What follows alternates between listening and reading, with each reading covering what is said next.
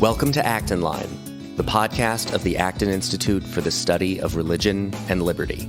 I'm Eric Cohn, executive producer. For this week's episode, we're bringing you a conversation that was part of Acton's recent Poverty Cure Summit.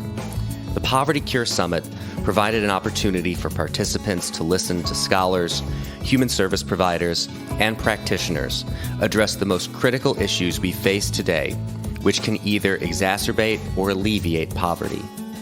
These speakers discuss the legal, economic, social, and technological issues pertaining to both domestic and global poverty.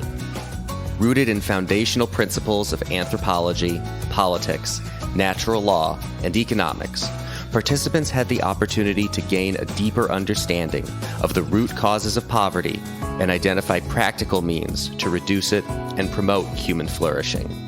In this conversation, Acton's Michael Matheson Miller spoke with Ismael Hernandez, Executive Director of the Freedom and Virtue Institute, and Peter Greer, President and CEO of Hope International, to examine the challenge of poverty in the U.S. and internationally, and the most effective ways to think about poverty in light of the transcendent dignity of the human person. To learn more about how you can still access the on-demand content from our Poverty Cure Summit, please visit povertycuresummit.org. You can find additional resources in the show notes for this episode, as well as find previous episodes of Acton Line on our website at acton.org/actonline. And if you like this program, you can help us reach even more listeners by sharing it with a friend and leaving us a 5-star review on Apple Podcasts. We welcome your comments as well. Acton Line is available on Apple Podcasts, Google Play, Spotify, Stitcher, or wherever you listen.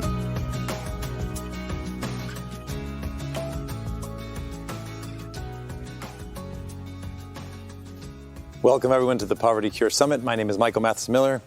I'm delighted to be with you. I'm a senior research fellow here at the Acton Institute, and thank you so much for joining. I'm really delighted today to have our panelists, Ismael Hernandez and Peter Greer. Ismael is the author of Not Tragically Colored. He is the founder of the Freedom and Virtue Institute, and Peter Greer is the president and CEO of Hope International and the author of many books, including The Spiritual Danger of Doing Good and The Poor Shall Be Glad. So I'm really delighted to have them here today. So Peter and Ismael, thank you very much for joining. This is the Poverty Cure Summit, and about 10 years ago or so, we started at the Acton Institute the Poverty Cure Project. And so we did a number of things. We did a 6-part DVD series called the Poverty Cure DVD series. It's about 152 minutes, really examining from a faith perspective of how do we think about the poor. We also did and poverty and how do we engage with the poor people in an appropriate way and from the Christian tradition. We also did a full-length documentary film called Poverty, Inc., which is for general audiences.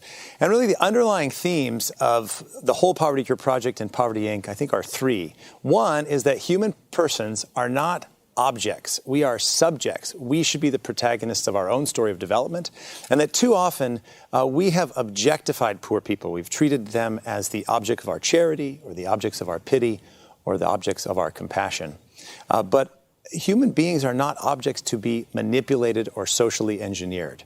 And so this is the first idea, to reframe the way we think about how we engage with poverty and with poor people who are people just like all of us. The second was really an analysis of the shift from charity to humanitarianism. And so we've really replaced charity, which is concrete love of the other. So charity, as we know, comes from the Latin word caritas. It means to seek the good of the other, to will the other person's good. And we've shifted that really to a humanitarianism, which really focuses on providing comfort. It kind of stops, has these limited horizons. And so it doesn't take into account, I think, seriously enough, human flourishing, and from a Christian perspective, the eternal destiny of the person. So we wanted to highlight that. And then the third is this fundamental question. We often ask, like, what's the problem? Why are people poor? But I think the better question is, what do people need to be able to create prosperity in their own families and their own communities? And then how can we come alongside them and work in that with that process. And one of the things that we stress throughout Poverty Cure and Poverty Inc. and the Poverty Cure Project is that oftentimes for the poor, it's not simply that they lack stuff, that they lack material goods, but that they are excluded from the institutions of justice that enable them to create prosperity in their families and in their communities. And these are things like clear title to land, or ability to register their business and participate in the formal economy, and a host of things that many people who live in wealthy countries take for granted. So these are the big themes of Poverty Cure, and now 10 years out, in 2020, we want to go into those themes and discuss. So I'm really delighted to begin this Poverty Cure Summit with two very, very impressive people, Peter Greer and Ismael Hernandez. And both of you, Peter and Ismail, have been very helpful to me over the years as we were starting this poverty project, learning from you and getting your insights. And you, both of you, along with others, helped shape a lot of the things I just talked about. So I'm delighted you could join us today. So why don't we start with maybe big picture questions. People are concerned. They want to help the poor. They want to be engaged. What are some of the big picture framed or mental models, or the best way for us to think about helping the poor? And then maybe what are some of the pitfalls to avoid? Ismail, shall we start with you? Sure. I can tell you from my experience that what happens many times is that those engaged in poverty alleviation, which, as you mentioned very well, is itself misleading. It should be how we make people flourish, what makes people thrive. Many times we look first at the problem, then we look at the program, and finally we look at the eyes of the poor. So we basically instrumentalize the poor towards the purpose of fixing a problem. In other words, the problem begin to be seen as problems to be solved, and bodies to be clothed, mouths to be fed, and not unique and unrepeatable human persons made in the image and likeness of God with the moral capacity of self-realization. In other words, we don't look at the assumptions we bring to the table about who the poor are and who are we supposed to be alongside the poor. So the assumptions, the prism that we bring in, those pair of glasses we put on ourselves and through which we look at reality, needs to be cleared before we begin action towards helping the poor. So first, we look at the problem, then we look at our program, and finally we look at the eyes of the poor. And we need to invert that relationship. Great, thank you, Ismail. Peter, what would you say? How would you answer that question? Yeah, and the first thing, Michael, is what an absolute gift to be on the journey with you, 10 years and counting. So you look the much same, gratitude. And I've lost all my hair. No, so if there's envy here, just you know where it's coming from. This is a special community, and I feel like I found my people with Poverty Cure, and so fun to be here and continuing this conversation. Michael, I think the three things for me that come up. Number one is very similar to what Ismail so capably was sharing about how we see people. And for me, the story that comes to mind is how even as an organization in poverty alleviation, we had as our mission statement to invest in the dreams of the poor as we proclaim and live the gospel. And this whole thing about as we invest in the dreams of the poor, what struck me is as we were putting this mission statement, even in the offices around the world, we had one of our staff in the Republic of Congo who said, we're not putting that on our wall, because calling the people that we serve the poor only reinforces the problems that we're trying to solve. We're not going to put that on our wall. And not only did we not put that on the wall, we changed our mission statement, because identifying people by the economic challenges dishonors them, and it dishonors the God who made them with incredible capacity and worth.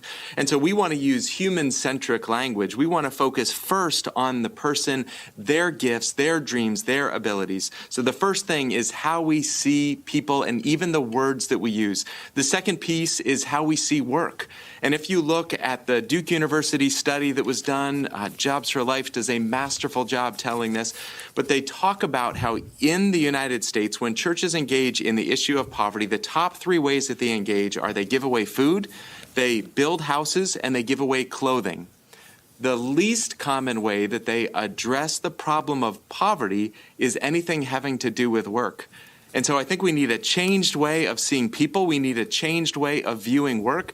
And then the third piece is then understanding what are the obstacles to work. And that's where I love what Poverty Cure is doing, to understand what are the obstacles to employment, what are the obstacles to trade, what are the obstacles of entrepreneurship, and how can we collectively address those and open up the doors of possibility for remarkable individuals who have the capacity and drive to work. There just are a few pieces that are make it extra difficult to engage in meaningful employment. That's great. Yeah, thank you. I think both of you articulate this so well, that our language matters, how we speak about the problem. And if we frame the problem as maybe a social engineering complex issue, as opposed to that we're actually dealing with human beings just like us, and how would we want to be addressed? And I remember during the Poverty Cure project, talking to people about orphan care or care with children. I remember one person brought it up, like, imagine how you would feel if, let's say, you didn't have a job and you were struggling and to take care of your children, and came in and said, here, I got an idea. Yeah, we'll take care of your children for you. Right? What would we say? Like, no, I want to take care of my own children. I need a job. And it's somehow, I think we lose that perspective. And I think there's just one also quick comment on a theological perspective. There's a theologian explains sometimes that, like in the fall with Adam and Eve, when Adam first saw Eve, he says, at last, bone of my bone, flesh of my flesh. And he saw identity and difference. But in that identity difference is this call to communion. But after the fall, right, God says, you shall desire your husband and he will lord it over you. And he explains that the identity was covered by the difference. And so Adam turned Eve into an object for his use.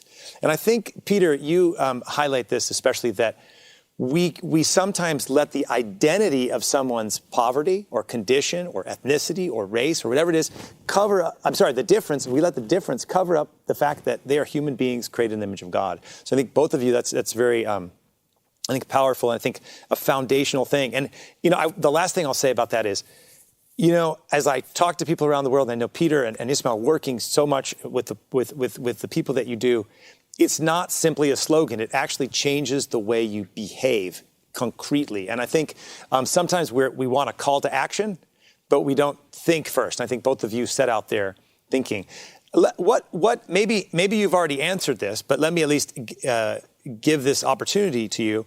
What do you think, in addition to what you've just said, are some of the pitfalls that people fall into, maybe unintentionally? What would you say? Peter, we'll start with you. Yeah, no, Michael, I think you're exactly right. And at least within a nonprofit space, the danger and challenge of this is heightened because we have this stakeholder gap, that the individuals that are contributing to an organization are not the same individuals that are receiving the services. And so it's easy for an organization to elevate the voice of the donor, the one who's providing the support, and that's a needed and necessary part of the work that we're doing. But if we're doing that in such a way that we're not elevating even higher the voice of the individuals that we serve, we're going to have programs, we're going to have stories that might actually not be best for the individuals that we're serving. And so this stakeholder gap, how can we make sure that we are elevating the voice, and the loudest voice, the person who is always at the table, is the person who is receiving the services, even if it's set up within a nonprofit space. So that stakeholder gap is a really, really big deal. And the way around that, this is part of the benefit of a market-based solution where there is an individual that is in some way contributing to the goods and services that they're having. But even more than that, there can be an institutional discipline to say, if we're going to love, we have to start by listening. If we're going to love, we're not going to do monitoring and evaluation so that we can prove our impact alone. We're going to listen because we want to improve the way that we care and serve and operate these programs. And so elevating and making sure the primary and loudest voice that shapes programs and plans hands is the individual that we are trying to serve, that voice needs to be loud, it needs to be structured, it needs to be listened to more loudly than any of the other voices. So I think that focus and care on individuals, and Michael, you talk about it so much, this proximity. Got to make sure that the solutions are proximate to the problems and not just developed far away and then imported in without really listening and learning as the foundational place for all planning and all intervention. I think that's interesting. Before I go into Ismail, I think one thing that strikes me is that, a lot of times when we look at a program, we look for the impact, as you pointed out, Peter, but sometimes we're blind to the negative impact. And so I think in your model, I think that also helps create what you could maybe call a 360, where you say, well, okay, this is the good we've done. Let's look at maybe the harm that we've done. And if you're not listening to those voices, then you miss the harm because of a confirmation bias to the good. Ismail, what would you say in like some of the kind of pitfalls that you see to really encourage us to avoid? Definitely align myself with what Mr. Greer just said, but I think it's very important that we understand the difference between a crisis situation of need, an authentic crisis situation of need, and the condition of poverty itself. And many times we understand the condition of poverty as if it is a perpetual crisis situation. And crisis becomes then the channel, the instrument to get benefit. So people live in perpetual crisis because crisis gives them the illusion of success. Some needs are being met, but in the process, we are not discovering the deeper human need. The apparent need is met, but not the deeper human need that, as Mr. Greer said, can only be understood in that encounter with the poor. So we end up with focusing on the biological needs of the human person. Your existential needs are too complicated, but I know that you need food and you may need clothing. So I'm going to focus on those needs, and then it becomes a transactional system. The poor are there without the stuff. We are here with it, and then we transfer those items to them, and we call that compassion. And in reality, compassion, by definition, means to be there suffering with the poor. We suffer with them. We come alongside, side by side, the poor, and we learn from their experience because now we are experiencing, at least to a degree, what they go through. So we had to focus on what Blaise Pascal called the dignity of causality. That God, in his love and mercy for us, chose to use our prayer to bring about his perfect will. He did not need us to bring about his perfect will, but he chose to do that. So we need to do the same with the poor. I may not need them to give them food, but I know and I choose to meet that need alongside them as scenery in the drama of their lives being lived and being built by themselves. Yeah, I think that's important. I think this goes to the point that's really at part of the Poverty Cure project of going back into the tradition of what we mean by charity. That too much we've kind of adopted really a contemporary, secular, hollowed out vision of Christian love. And, and of course there's people in the secular world doing wonderful things, right? But we have this deep tradition that we've almost forgotten. And I think you bring out that very important point. Before we get back to this episode of Acton Line, I want to take a moment to tell you about our newest podcast, Acton Institute Events. The Acton Institute's international events include public lectures, academic seminars, joint participation in panels, the annual Acton University Conference, the Institute's annual dinner, and more, all focused on illustrating our vision of a free and virtuous society characterized by individual liberty and sustained by religious principles. Previous event speakers have included Acton's own Reverend Robert Sirico, Samuel Gregg, and Michael Matheson Miller. Other speakers have included P.J. O'Rourke, Yuval Levin, Anthony Bradley, Arthur Brooks, Jonah Goldberg, Stephanie Slade, Bradley Berzer, Ann Rathbone Bradley, and many others. to subscribe to the Acton Institute Events podcast. Look for a link in the show notes for this episode of Acton Line, or just search Acton Institute Events on Apple Podcasts, Google Play, Spotify, Stitcher, or wherever fine podcasts are found. Now, back to the show. Let's change direction for just a minute. And I could talk to both of you briefly, just a little bit about your journey to get here. So I know, like Ismael, I know you have a pretty dramatic journey. I mean, you were raised in a communist household, you know, with these strong communist beliefs, and had a real transformation. So maybe we'll start with Ismael, and then Peter, maybe talk about your journey. How did you get to how did you get involved with Hope? What were some of the things that were so important for you as that inspired you to do this work? So Ismael, let's start with you. Well, I come from Puerto Rico. I was born into a communist household. My father was founding member of the Communist Party of Puerto Rico, and I joined the party with him. And I grew up as a red diaper baby. Right. And so I eventually joined the party with him. But my mother used to send me to mass with friends without my father knowing about it, because, you know, he would not have allowed it. God is the opium of the people that keeps you thinking on heaven while the capitalists are having a good time here on earth, as my father used to say. So eventually I wanted to join that double consciousness of Christ and Marx, and what to do. I joined the Jesuit order, of course. So I was going on my way to Nicaragua to study philosophy under the great masters of liberation theology, but they were murdered in El Salvador in 1987. And they did not send me there, and I landed at the University of Southern Mississippi, of all places. So you can imagine this black Puerto Rican boy who hates America lands in Dixie. But I always say that that's where my lungs were filled with the breath of freedom. Because for the first time in my life, I came to understand a new way of seeing the human person. As a Marxist, you're a drop in a great wave, the wave of revolution. Apart from that wave, your life means nothing. It's a curious accumulation of atoms destined to nothingness. Mm-hmm. But I discovered in America a deeper understanding that the human person is unique and unrepeatable, that I have what it takes, and that God looks at me in that way, in that fashion, as unique and unrepeatable, with this moral capacity of self-realization.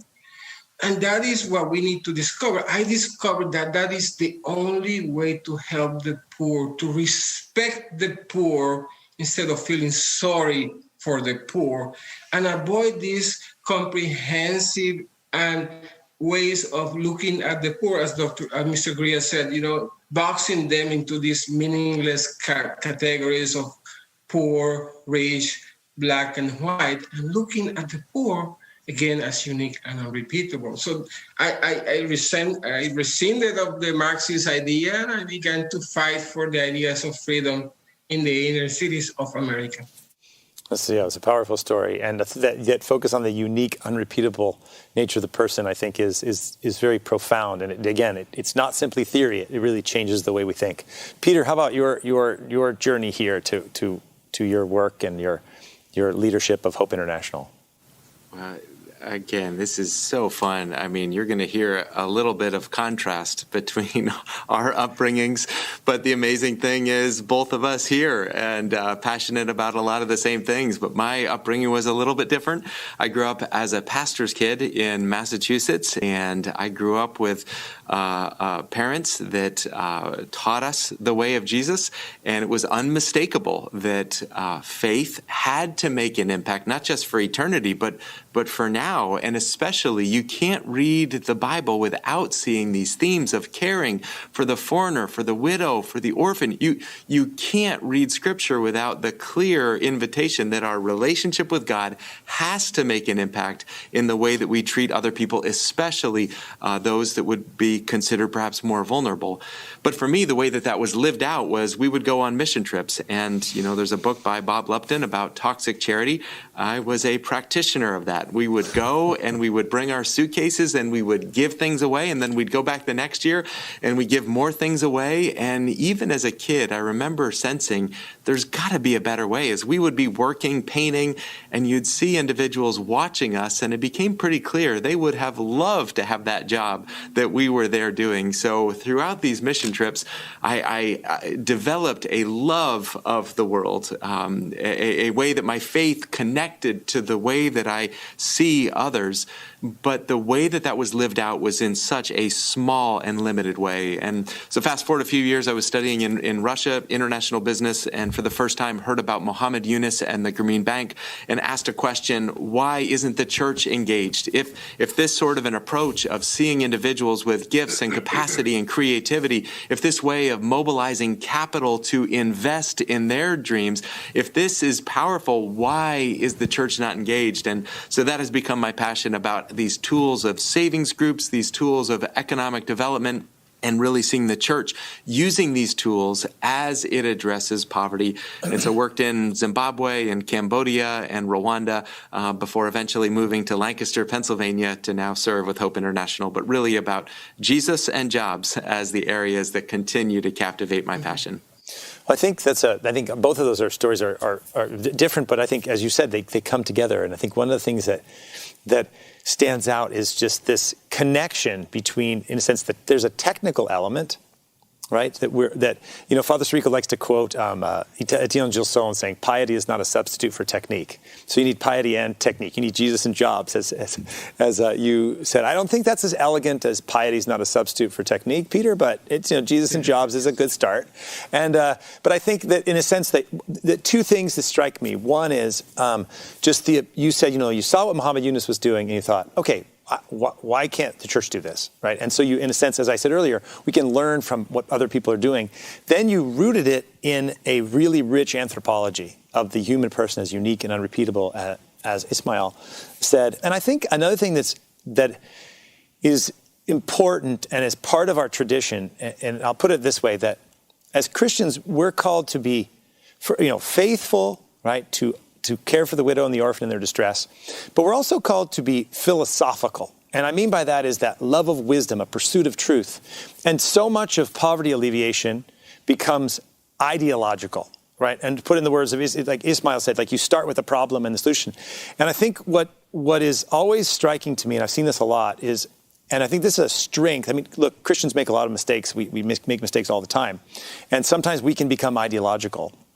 But I think the sense of humility to say, wait, what we're doing doesn't work. And this connects so profoundly to the Christian understanding of justice that the effects matter. And St. Thomas Aquinas has this great line that I found it a couple of years ago and it struck me. He said, injustice can occur in two ways.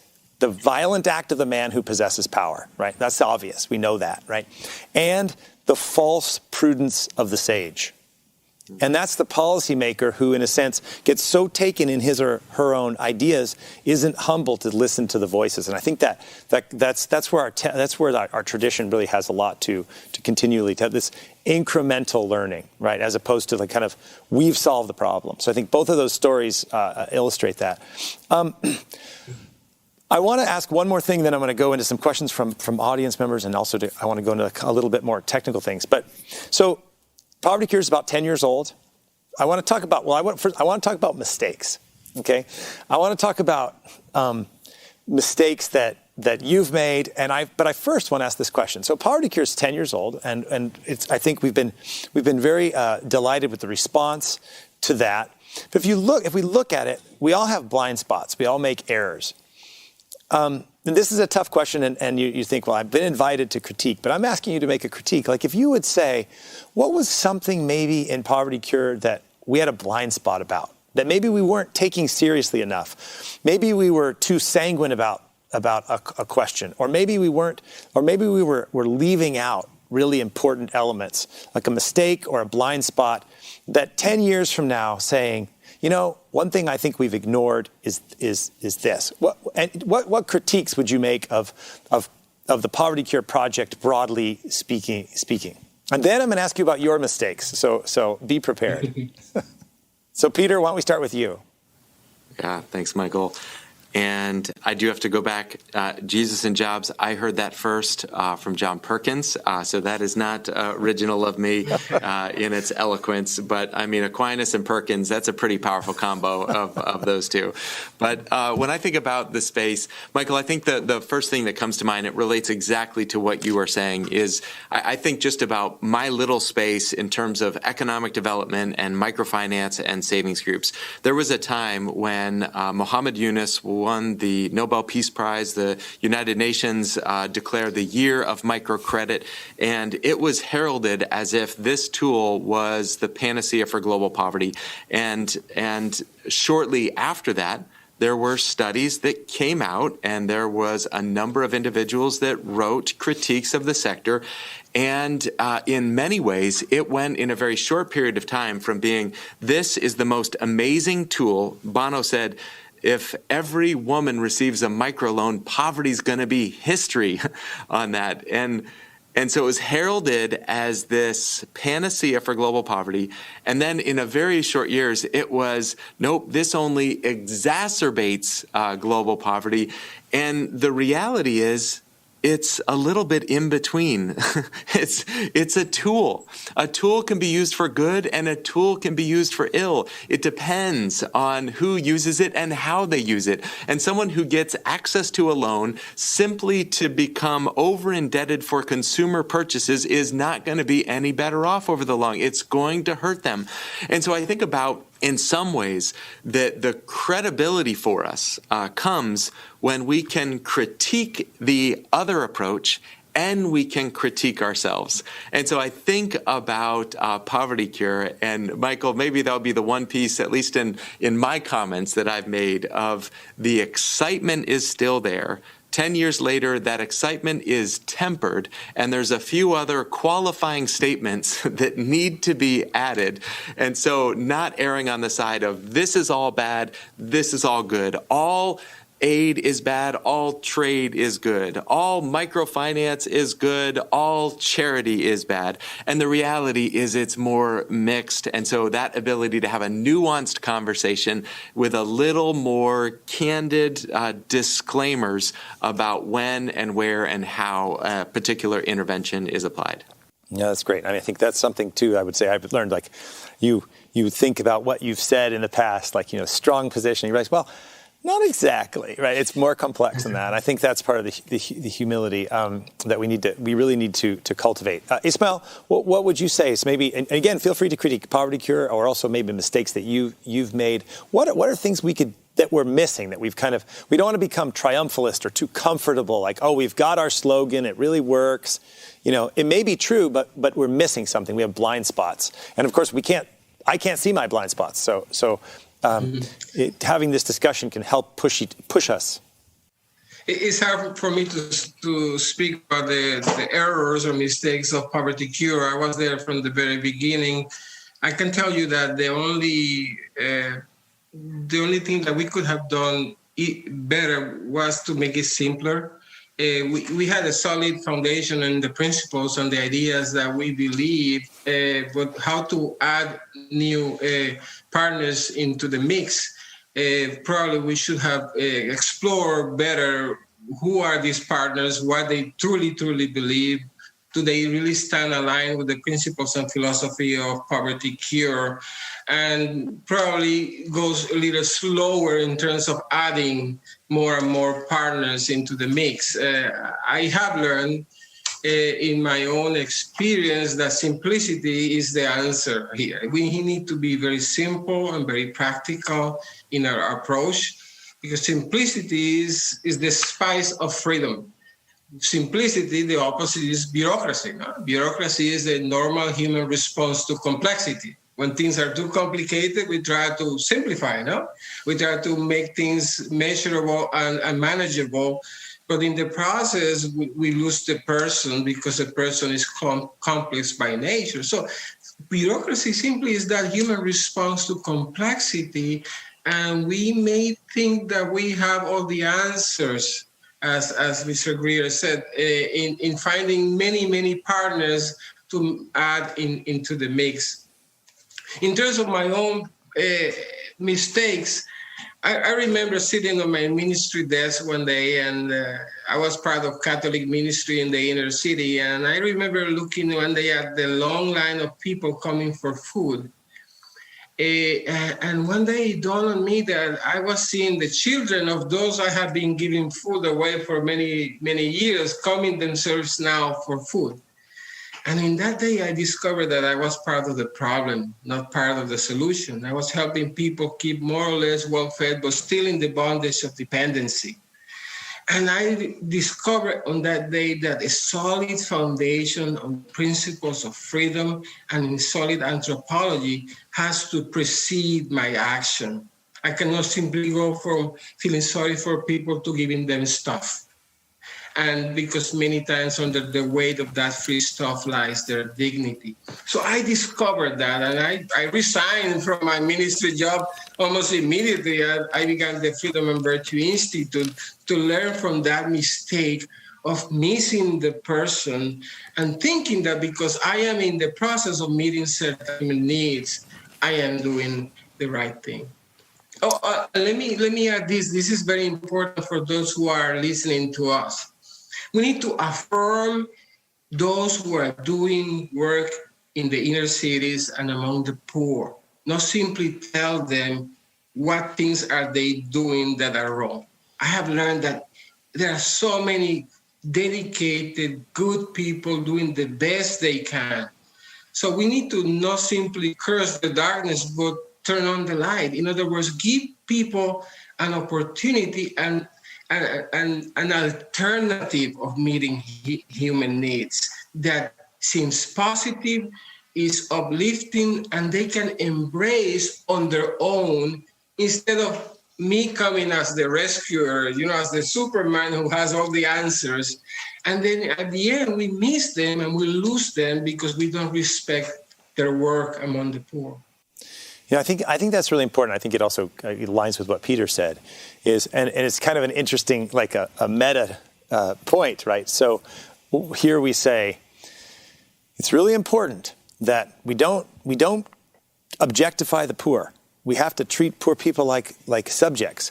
But do we actually treat the people who are helping the poor like subjects? Yes. Or do we objectify them and say, well, you just don't know what you're doing. Let me tell you how to think correctly. And I think this goes to even Peter's point of this, having this, in a sense. So this is the way I articulate it. We live in an ideological age, We live in an age of ideology where everything has to be like the theory of everything, and we're going to explain it perfectly. And I think we need to, one of the things maybe is to really cultivate a philosophical way of engaging with one another where we're actually willing, make it easy for us to correct our mistakes instead of wanting us to hold on because we feel critiqued. I think that's a really good, I would say, like meta point that maybe I haven't thought of until you said it. Like, do I objectify? If let's say I'm going to critique Peter at Hope International, well, I can objectify Peter because, I care for the poor. But, Peter's a person, too, who's also engaged in these questions. And I think as we begin to do that, especially in this age of ideology, we create charity. We create truth in charity. So we speak the truth to one another, but we do it in love, and then we all incrementally learn. I think that's a really good, interesting point that I'm struck by it actually right now. Well, so I've got a lot of questions, Peter and Ismail, from people who are watching. And so I just want to ask maybe really quickly before I go to these questions. This conference is on both domestic and international poverty. And both of you, I think, work in this space. I think, Peter, if I'm not mistaken, you're more focused on international questions, but also you're working with, as you said, Ismail, in inner cities. What specifically, when we talk about global poverty, we say, people need opportunity, they need work, et cetera. I think the same thing is the case here. But what would you say is a different way? What's the difference, or how should we think about specifically poverty in the United States? What's a big error that we've made in addition to those same big principles you've given? Is there something specific to domestic poverty? All right, Peter, let's start with you, and then we'll go to Ismail. Yeah, one of the great pieces of Poverty Cure is the application, that we're talking principles, we're talking ideas that have applicability because they're rooted in who we are as individuals. So there's going to be a lot of applicability around the world. And I think the one piece that comes to mind is actually the danger of looking at it in a bifurcated way, too overly bifurcated, of saying those people over there deal with those issues, and those are not the issues that are addressed here. One micro example of this, around the world, we know about the challenge and the scourge of loan sharks. We know that. We know the relationship between loan sharks and poverty and all of these ills. And yet I don't ever hear anyone use the word loan sharks really in a domestic context. And yet when I drive down certain parts of our country, I see signs for payday lending that sure look and act a whole lot similar to the issues that we're seeing around the world. There's a lot more similarity in the debt trap. There's a lot more similarity. So I think the piece that came to mind, Michael, is actually thinking about it in an unhealthy way, that the issues that are addressed over there are so fundamentally different from the issues here, instead of saying, where is there commonality? What's the deeper issue? What's the issue that is in who we are and in how we treat each other, for good or for ill, and then look for the ways that those are being lived out. But my experience is there's a lot more commonality than difference in the principles that we're talking about here with Poverty Cure than differences. Right. Thanks, Peter. And Ismail, just real quick, and then I want to make sure we at least get to a couple of the questions for people who are watching. In the American context, I believe that we tend to hyper-contextualize. We don't challenge people enough. And I think that sometimes that happens simply because I say that in America, we are bored in affluence. We have so much that we have even forgotten what real poverty is. I remember coming from Puerto Rico in the 1980s, and when you told me that this was poverty, I said, give me some of that poverty, please. In other words, we hyper-contextualize and we don't challenge people enough. And in the process, we deprive people of the opportunity of real engagement in the process of meeting their human needs. In America, we have this tendency of creating this idea that we have an entitlement to certain benefits, and that we are owed certain lifestyle because the lifestyle we have experienced is a high lifestyle. So we need to begin to challenge people a little stronger and stop the hyper-contextualization. Okay, so thank you for those answers. I think they open up a lot of other things. And I want to say to all the people watching, so this is the first session, but we're talking about big picture themes here, and there's a lot of sessions where we actually get down into details. So, which I think Peter and Ismail are starting to touch on, which is good. I have some questions from the audience here. So, the first question is, and let's try to do these because I've taken up all the questions. I took advantage to talk to you both. So let's try to do these kind of on fire rounds here so we can get to a couple of them. How does Saviorism and missions degrade the economic potential of impoverished areas? And what steps can be done to combat that? So how does Saviorism degrade economic potential of impoverished areas? And what should we do to stop that? Let's start with you, Peter. Yeah, so we talked about the stakeholder gap.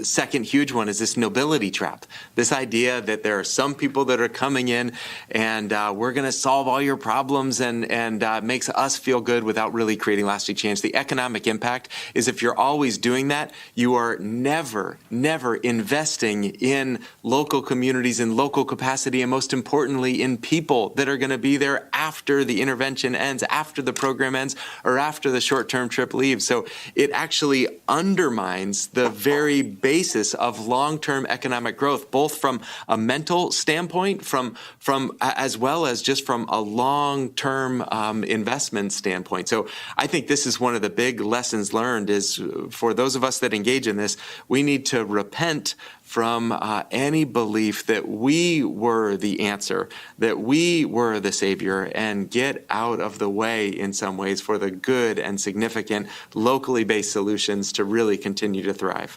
And this also, I think, is the theme of your book, The Spiritual Danger of Doing Good, right? So that we can actually harm others and ourselves in this process. Let's go to the next question. Let's see. So, is the ultimate goal of international development to end international development? Ismail, you want to take that, or Peter? I'll just ask it, and then whoever wants to go. I will let Peter address that one because he's in that area of international development.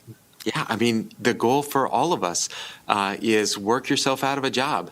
That is the highest compliment, whether you have a role within an organization or whether you're a technical consultant or whether you're a program in a period of time, that you would work your way out of a job. And just real quick, for us as Hope International, we have a 3-year timeline on our church-based savings group approach, because after 3 years, we've done everything that we know how to do. And if we are not moving away from that, then it is replacing one form of dependency with another form of dependency, and that's not the goal. So yeah, we have a 3-year time horizon. We will work, we will train, we will equip, and then we will celebrate and cheer you on as you continue to do the good work without us. So I can think of no higher compliment than when an organization works its way out of business, if the business is poverty alleviation or international development.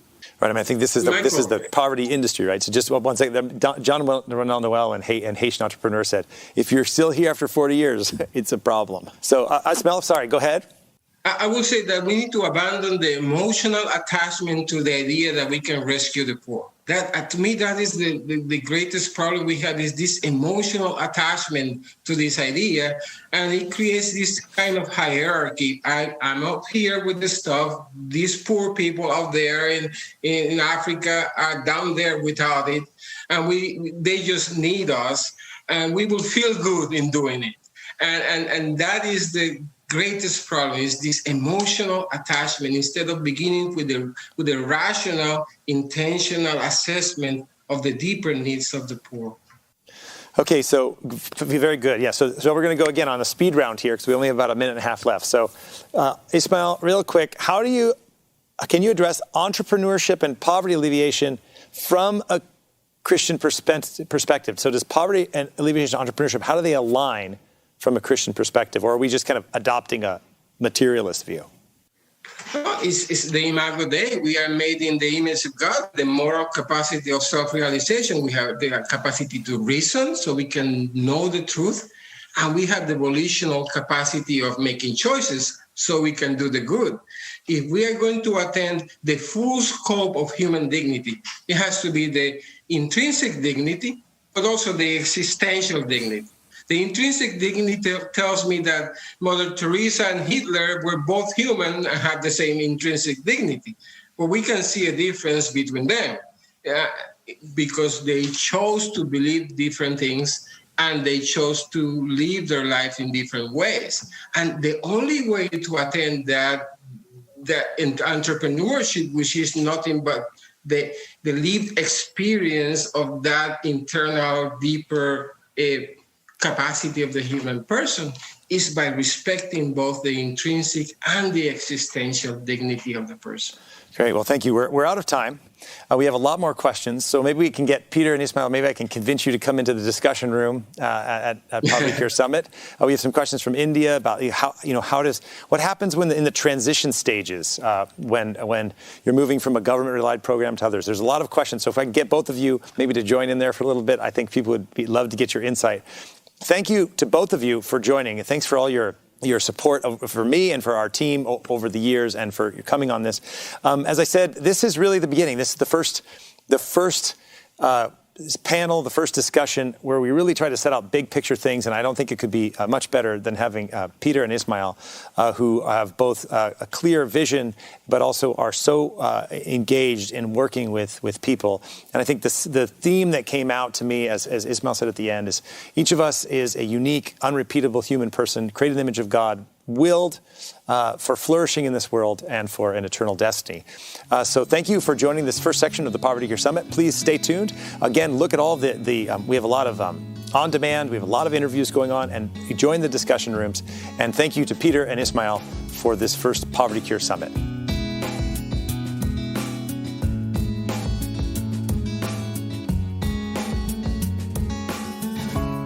As always, thank you so much for listening today. Our team loves putting this show together for you every week, and it's so encouraging to hear from our listeners.